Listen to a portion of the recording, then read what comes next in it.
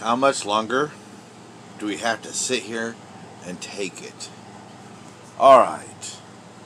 The whatever you call it, fair use warning is in effect. I'm doing some parody here on this. Okay. We got these 5 people here talking. This fellow over here speaking the truth. This fellow over here speaking the truth. I haven't heard her talk. But this fella up here, I'd say speaking some nonsense. It's coincidental the color of his skin. But I'm going to leave that up to everyone else's opinion. Now, what I'm getting at is this. As I'm watching this man over here is saying, that it's not the police officer's fault. And this guy's, well, but we got to reform the police. This guy is, look, we've got some real big society problems. Why, we got everybody focusing on this little climactic issue that happened when the police officer showed up and the other girl went to kill this other person.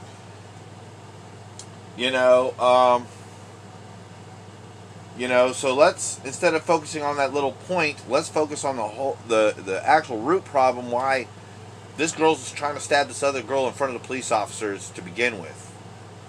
And a lot of it's the media. Both of these people are admitting this. It's the media. The media is propagandizing the 0.1% of white officer and black, confrontation that end poorly. They're making it seem like it's 99% of the problem. To bring it up every single time. That gentleman right there keeps like he's lock-minded, like he's closed-minded and just locked into this rhetoric, and he cannot see any other way.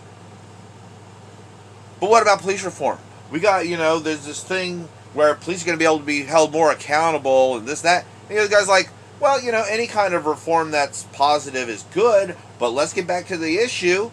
And you see this guy right here, he rolls his eyes, he gets a smirk on his face, and then he as this gentleman over here continues to keep talking about why the focus shouldn't be on reforming the police, particularly in this matter, but reforming media, or the news, so to speak. You know what I'm saying? Reform these news outlets.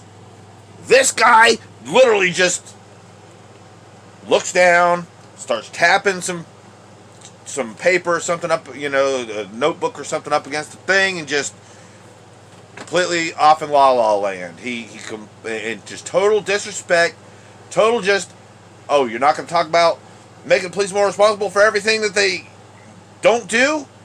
I'm out. And you know what triggered it all? Why I'm saying what I'm saying and why I just had to just pause this to do this? Let me play it. It's a fair use thing. Let me play the last few seconds that got me to you'll see exactly what I'm talking about. You got to see it for yourself. But to pick up on what Jesse's saying, if this police issue was reported with accurate data on race and police shootings, we would actually get a proper perspective that would allow us as a country to focus on the social problems. Watch this guy's reaction to those tragic spectacles in the final moments that we see in the video. We are only reacting. This is excellent. Final video, and yet somehow excellent. all the moments that led to that point. Activists have called us racist when we talk about crimes, black on black crimes, like that stabbing, because in fact those activists are racist. They completely abandoned the standards for blacks. That right there. When you talk about black on black crime, as we have on the 5 about when we were talking about the Chicago look at that explosion. Tap. What was the response? Hey, That's just gangs. That's just gangs crime. That doesn't affect you. Don't worry about it. In this. So you saw it right there with me, right along with me. This was the third, at least the second, if not the third time they have given this man, I'm not even calling gentleman a man, this male, this adult male, a chance to stop acting closed-minded, to stop focusing on calling the police bad and the blacks community completely right because they're not white. They've given him more than one chance, and he just keeps on keeping on. And then when they straight up, you can't prove this wrong. Those activists are racist. This guy heard the word racism and activism, and it had to do with his agenda, and he went, click, no respect, no open-minded. That's what's wrong with that type of community, regardless of the color of your skin. And that's what they're trying to tell this man. And this man, as soon as he hears it, goes, click. That's what's wrong with society. Whew. I'm on fire. Choose you this day whom you will serve. As for me and my house, we will serve the Lord.